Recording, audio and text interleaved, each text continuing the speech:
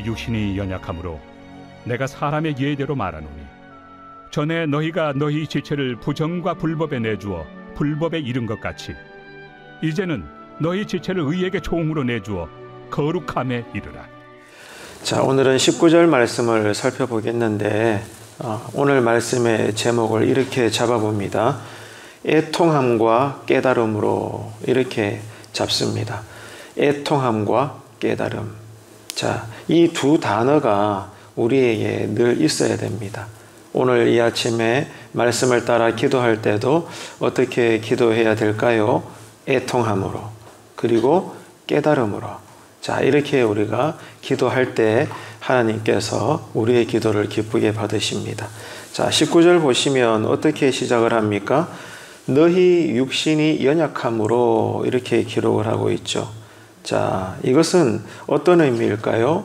인간의 연약함, 우리의 한계성을 의미합니다. 당연한 거겠죠. 예수를 믿지만 우리의 이 육신을 가지고 있는 우리의 이 몸과 삶이라는 것이 여전히 연약하고 한계성을 가지고 있다. 그 뜻입니다. 저와 여러분은 신자입니다. 그 말은 예수를 믿어서 구원을 얻었죠. 그래서 우리가 죄에서 해방이 되었습니다. 얼마나 놀라운 하나님의 은혜인지 모릅니다. 우리의 신분 자체가 새롭게 창조가 되었으니까요. 자, 그런데 신앙의 현실은 어떤 것입니까? 우리가 예수를 믿어 구원은 받았고 그러므로 영적으로 볼 때 분명히 죄에서 해방된 새로운 신분을 얻었음에도 불구하고 오늘 이 하루 속에서도 저와 여러분의 신앙의 현실은 여전히 죄의 성향을 가지고 있다는 겁니다.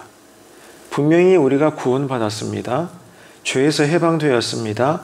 그럼에도 불구하고 오늘 또 저와 여러분은 여전히 죄의 성향을 가지고 있고 그 말은 믿는다 말은 하지만 자칫 잘못하는 순간 또 우리는 죄에 넘어지기 쉬운 측면을 가지고 있다. 이해가 되시죠? 그런 의미에서 19절은 이렇게 말하고 있는 거예요. 너희 육신이 연약하다. 하나님 자녀가 되었고 예수님을 믿어 구원을 받아 분명히 이제는 율법의 노예도 아니고 죄의 노예도 아니고 죄의 종이 아니라 하나님의 의의 종이 되었지만 그럼에도 불구하고 우리는 여전히 죄의 성향을 가지고 있고 또 죄의 유혹에 넘어질 수 있는 그렇게 연약한 존재다. 이렇게 가르치고 있는 것입니다. 또 하나가 있습니다. 더불어 우리가 또 어떤 면에서 연약한가 하면 진리가 있지 않습니까? 그러면 이 진리를 우리가 알아야 되죠. 그죠? 이런 믿음의 분명한 지성, 믿음의 지식, 진리를 아는 거룩한 지식이 있어야 되는데 이 지적인 믿음의 지성적인 부분에도 우리가 여전히 연약하다는 거예요. 쉽게 설명하면 예수를 믿어서 구원은 받았지만 여전히 우리는 영적으로 어리석다 보니까 이 신령한 일에 대해서 영의 지식에 대해서 여전히 잘 깨닫지 못하는 측면을 우리가 가지고 있다는 겁니다. 그래서 영적으로도 육적으로도 여러 가지 방면에서 여전히 우리는 참으로 연약한 존재다. 은혜 안에 거하고 살지만 은혜 아래에서 우리가 오늘 또 지나가지만 여전히 하나님 보시기에 우리는 약하디 약한 존재다. 그 말입니다. 그래서 사도 바울은 장성한 신앙을 가지지 못했던 그 당시 고린도 교회 성도들을 향해서 이렇게 말한 바가 있어요. 고린도전서 3장 1절입니다. 시작.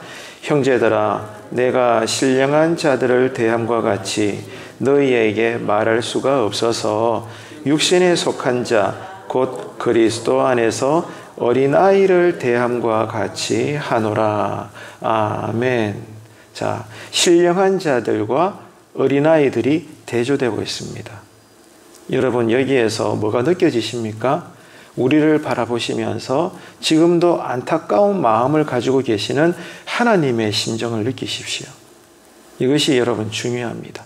방금 고린도전서 3장 1절을 읽었는데 자, 형제들아, 우리를 보고 하는 얘기예요. 송년중앙교회 성도 여러분, 내가 신령한 자들을 대함과 같이 여러분의 성도님들을 대할 수가 없어서 안타까운 마음에 누구를 대하듯이 그리스도 안에서 우리가 살지만 우리가 어떤 자와 같다는 거예요? 여전히 갓난아기 아기와 같다는 거예요. 어린아이와 같아서 내가 여러분들을 그런 자 대하듯이 최대한 쉽게 설명을 해서 진리를 가르쳐 드리겠습니다. 진리를 나누겠습니다. 그 뜻입니다, 여러분. 결국 더 올라가게 되면 하나님께서 우리를 이렇게 안타까운 마음으로 바라보고 계신다는 거예요. 하나님의 마음을 우리가 느껴야 되는 것입니다. 이 새벽에도 오늘 또 우리를 향하신 하나님의 바라시는 마음이 뭐겠습니까? 하나밖에 없죠. 그리스도의 장성한 분량에까지 우리가 다다르는 것입니다. 이것이 하나님의 뜻입니다. 계속해서 말씀을 드리지만 하나님이 우리에게 믿음을 주셨잖아요. 그러므로 우리가 구원받았죠. 자, 이 믿음이 뭐라는 거죠? 생명입니다. 생명의 믿음입니다. 그 말은 하루하루 자라나간다는 거예요. 그런데 우리의 신앙의 현실은 어떻습니까? 10년 전에 예수를 믿었을 때나 10년이 지나 혹은 20년이 지난 지금에 있어서도 우리의 믿음이 그진 자라지 않은 듯한 그런 형편에 처해 있지는 않습니까? 그때도 성경에 대해서 무지했고 지금도 여전히 성경에 무지하고 초신자 때나 이제는 무거운 직분의 사명을 가지고 있으면서도 여전히 솔직히 양심의 손을 얹고 이야기할 때 배목사인 저나 여러분 한 분 한 분이나 정말로 하나님 보실 때 우리의 이 신앙의 인격이 그리스도의 장성한 분량에까지 많이 여러분 세월의 그 길이만큼이나 우리는 자란 것일까요? 그래서 하나님을 기쁘시게 하고 있는 걸까요? 오늘 이 로마서 본문의 한 구절 말씀과 또 연이어서 고린도전서 3장 1절의 말씀을 읽어볼 때 어떤가 그 말입니다. 오늘 이 아침에 우리의 기도는 이 말씀을 따라 또 새롭게 기도의 고백이 나와야 될 것입니다. 평생 교회를 다녀도 그러나 하나님 보시기에 여전히 영적 어린아이에 머물러 있는 경우가 얼마나 허다한지 모릅니다. 그래서 하나님은 우리와 영적으로 진리 안에서 깊은 대화를 나누고 싶지만 여전히 우리의 수준이라는 것이 갓난 아기와 같아서 그저 기초적인 대화만 할 수밖에 없는, 그러므로 우리를 보실 때 안타까워하시는 하나님의 마음을 오늘 또 우리는 이룰 수가 있는 것입니다. 교회 안에는 다양한 성도님들이 살아가시죠. 평생 교회를 다녔던 사람, 이제 교회에 등록하고 갓 예수를 믿기 시작한 초신자, 또 그런 만큼 각종 무거운 사명을 따라 거룩한 직분을 받은 사람들, 아직도 평신도에 있는 사람들, 여러분 다양한 계층의 다양한 형편의 사람들이 교회를 이루고 있습니다. 자, 여러분 생각해 봅시다. 그 가운데 누가 하나님 보시기에 신앙이 많이 자란 사람일까요? 누가 우리 가운데 신앙이 좀 더 많이 성숙하고 성장되어져서 하나님 보시기에 그런 존재로 서 있는 것일까요? 평생 교회 다닌 사람일까요? 아니면 저같이 목사인 사람일까요? 여러분 같이 누구는 장로님이시고 권사님이시고 안수집사님이시고 평생 교회를 다닌 조직으로서는 교회 안에 이제 어른들인 그런 분들일까요? 아닙니다, 여러분. 여러분 보시기에 지금 제단에 서 있는, 설교단에 서 있는 저 같은 배목사도 혹은 어떤 장로님이실지라도 어떤 권사님이실지라도 여전히 하나님 보시기에는 영적 어린아이일 수가 있습니다. 아무리 총회법에 따라 열심히 학문을 공부하고 절차를 밟아서 여러분 보시기에 저 같은 담임 목사일지라도 그러나 하나님 보시기에는 여전히 눈이 감겨져 있고 진리를 모르고 영적 어린아이 수준에 불과한데 조직적으로 질서를 따라 이제 목사라는 이름표 붙였다고 설교하는 그러한 사람들도 많다고 봐야 돼요. 그 누구도 여러분 예외가 없는 것입니다. 건강한 교회, 모두가 신앙에서 행복할 수 있는 그런 교회, 자, 그런 교회는 과연 어떤 교회일까요? 많은 것들로 우리가 정의할 수 있지만 분명히 그런 교회 안에는 장성한 수준에 이른 그리스도의 장성한 분량에 이른 그런 진짜 하나님 보시기에 교회의 어른으로서의 신앙을 가진 성도님들이 많을 것입니다. 그러니까 그런 성도님들이 많을수록 건강한 교회이겠죠. 아무리 겉으로 볼 때는 괜찮은 교회여도 교회 안에 특별히 장성하지 못한 그런 교인들만 더 많이 자리를 잡고 있다면, 그런 목회자, 그런 항종직과 재직들이 있다면 여러분 어느 교회나 똑같습니다. 그런 교회는 시끄럽습니다. 그리고 교회 밖에 지역사회 사람들이 볼 때 그 교회는 그저 민폐만 끼칩니다. 더 나아가서 하나님의 영광을 가릴 뿐인 것입니다. 날마다 예수 이름으로 오늘 또 우리가 할 일은 죄를 대적하고 그 죄의 자리를 떠나는 것입니다. 특별히 영적으로 우리가 분명히 깨어 있어야 하는 것입니다. 이를 위해서 우리는 이 새벽에도 여러분 지금 말씀을 듣고 아멘으로 반응하시잖아요. 그리고 좀 이따가 짧게라도 말씀을 따라 기도하실 때 정말로 여러분, 저나 여러분이나 이 마음을 가지고 기도해야 돼요. 어떤 마음일까요? 하나님의 은혜를 사모하는 것입니다. 하나님, 어제처럼 나도 오늘 이 새벽에 기도할 때 오늘 새벽에도 새 은혜를 주십시오. 오늘에 맞는 은혜를 주셔서 내가 믿는 자로서 이 하루를 성령의 사람으로 살게 하여 주십시오. 하나님, 나는 은혜 받고 싶어서 주님 새벽에 깨워주셨으니 내가 믿음 따라 이 새벽에 나왔습니다. 은혜 받고 돌아가게 하여 주십시오. 여러분, 이 심정으로 오늘 말씀에 아멘 하시고 말씀을 따라 기도하실 때 마음의 소원대로 믿음대로 은혜 받는 기도의 자리가 되시기를 축복합니다. 하나님의 은혜를 사모하는 것이 여러분 오늘 또 우리에게 주어진 현실이라는 거예요. 지금 내 신앙은 어른일까? 아이일까? 지금 우리 교회는 장성한 일꾼들이 갈수록 많아지는 걸까? 겸허히 돌아보면서 이 아침에 기도해야 됩니다. 이제는 우리의 신앙이 날마다 그리스도의 장성한 분량에까지 이르러야 됩니다. 그래야만이 여러분 교회가 영적으로 든든하게 세워지는 거예요. 아무리 사회적으로 이 시대가 종말의 끝을 달려갈지라도 그러나 늘 은혜를 사모하고 오늘에 맞는 은혜로 우리가 무장되어져 있을 때 그 교회는 절대로 흔들리지 않습니다.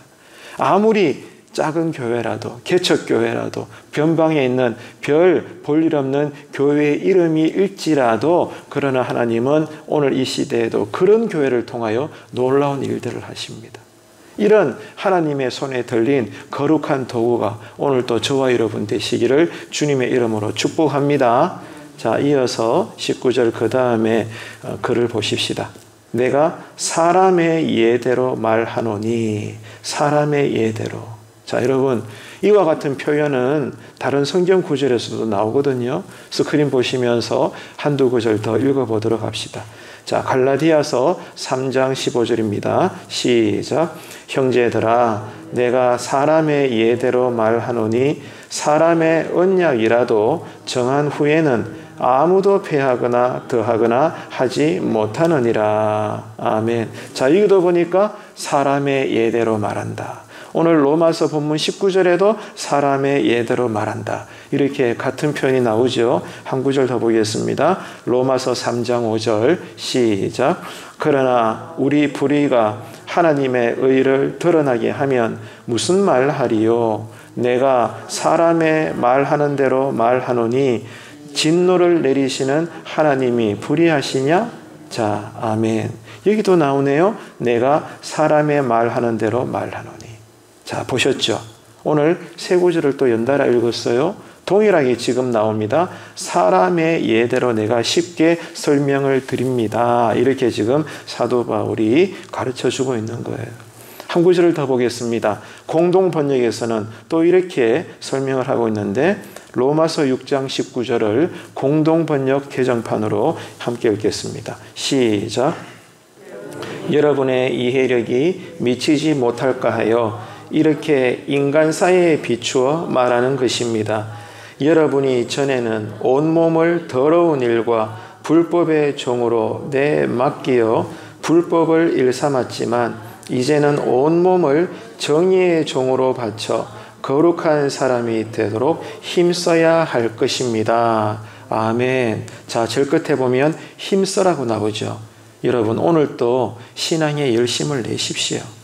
주변의 믿음의 동지를 볼 때 교회를 향한 사명이 무거운데도 불구하고 여전히 교회에 관심이 없고 누가 봐도 신앙이 게으르고 낙심되어 있고 변방을 그냥 구경만 하고 있고 그런 믿음의 동지가 있으면 여러분 권면하셔야 돼요. 서로가 서로를 깨우셔야 됩니다. 이게 교회예요. 하나님은 안타까워하셔요. 여러분 힘써야 할 것입니다. 성경의 외침입니다. 오늘 또 여러분 잠자지 말고 지혜로운 다섯 처녀처럼 기름을 준비하시고 어떤 우리가 인생을 각자의 형편에 따라 살지라도 여러분 믿음으로 눈을 크게 뜨시고 하나님 보시기에 깨어있는 종말의 신앙이 되시기를 축복합니다. 이 새벽에 나온 것도 그런 심정으로 나온 거죠. 힘써야 합니다. 자, 방금 우리가 네 구절을 읽었습니다. 그죠? 다 동일한 것은 보세요.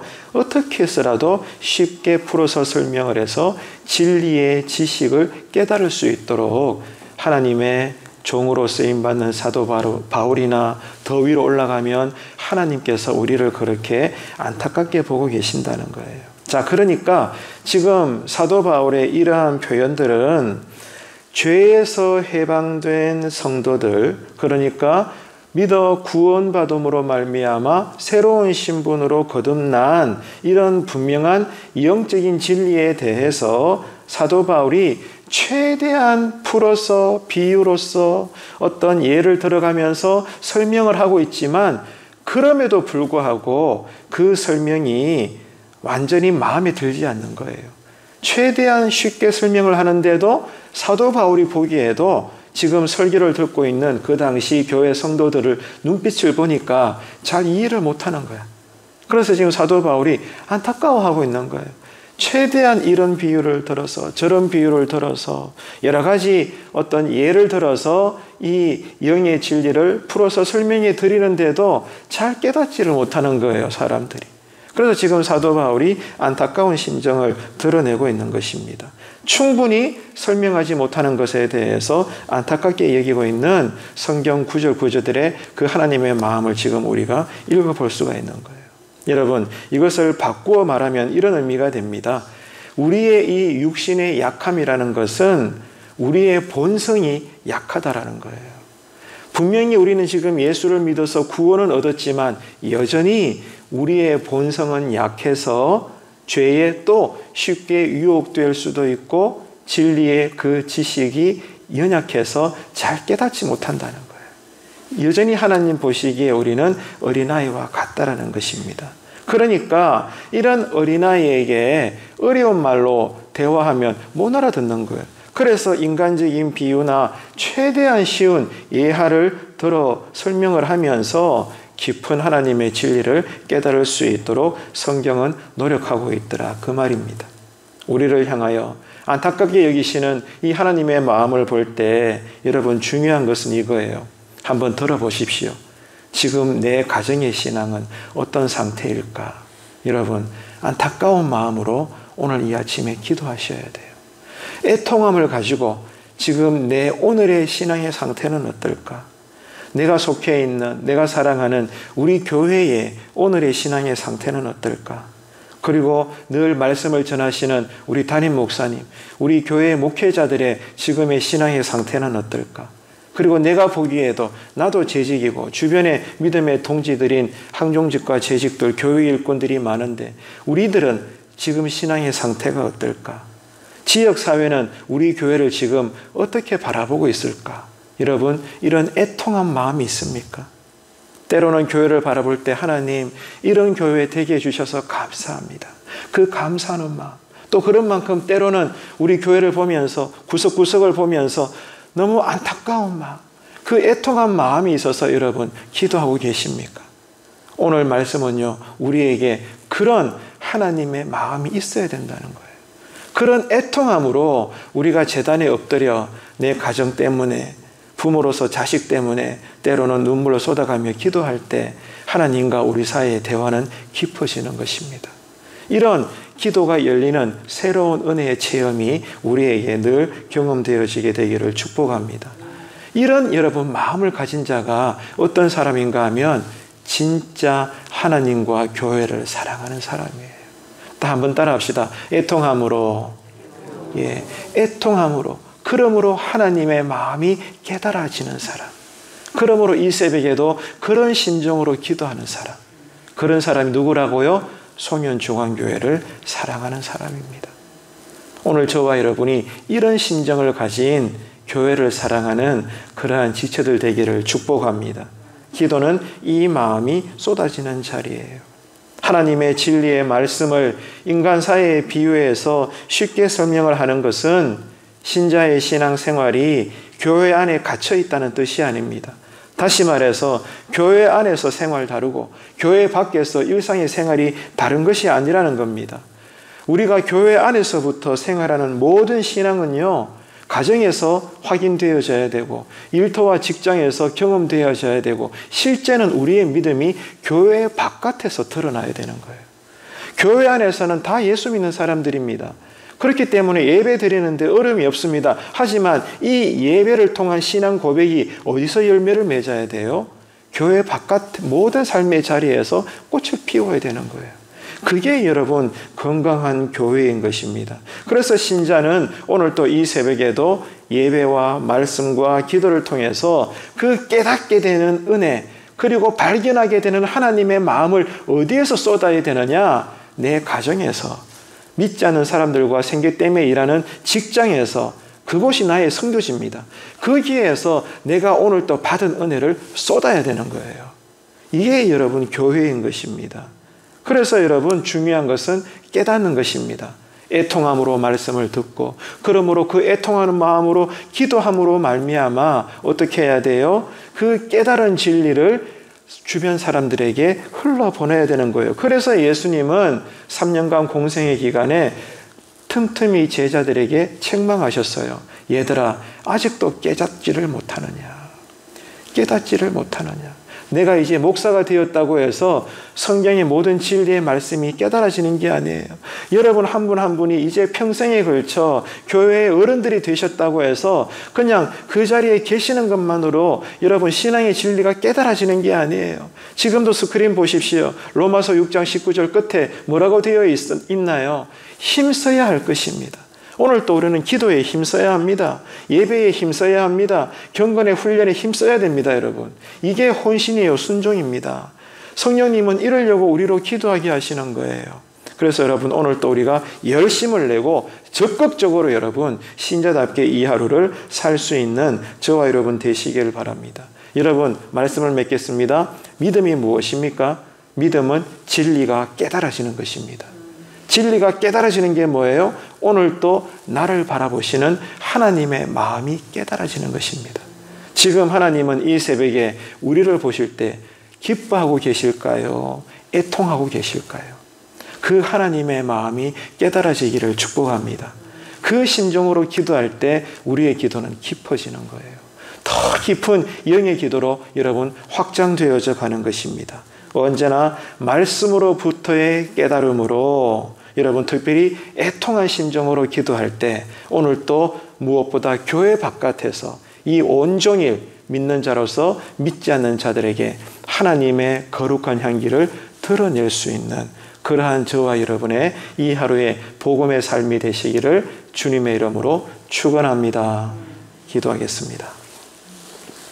참 좋으신 하나님 아버지 은혜를 감사합니다. 평생 교회를 다니지만 그리스도의 장성한 분량에까지 믿음과 신앙이 자라지 못함으로 인해서 늘 애통에 여기시는 하나님의 마음을 오늘 새벽 말씀을 통해서 깨닫습니다. 말씀을 따라 기도드리오니 이제 우리의 신앙과 삶이 늘 진리를 깨달음으로 사명 따라 헌신된 삶을 살게 하시옵소서. 그럼으로써 하나님과 교회와 사람들 앞에서 우리의 믿음이 그리스도의 장성한 분량에까지 조금씩 날마다 자라나가는 것을 보게 하여 주옵소서. 특별히 교회를 향한 애통함을 가지는 신앙 되게 하여 주시고 나라와 사회를 바라보면서 오늘 또 비통한 마음으로 구국을 위한 기도가 쉬지 않게 하여 주옵소서. 오늘 또 우리가 잠시라도 가정의 문제 또 인생과 현실의 문제를 두고 기도할 때 하나님 다 기억하시고 받아주셔서 믿음대로 모든 영육 간에 하나님께서 도와주셔야 될 문제들이 해결되어지게 하여 주옵소서. 모두가 응답받고 그 응답의 삶을 간증으로 살아내는 하루하루가 되기를 간절히 바라며 예수님의 이름으로 기도합니다. 아멘.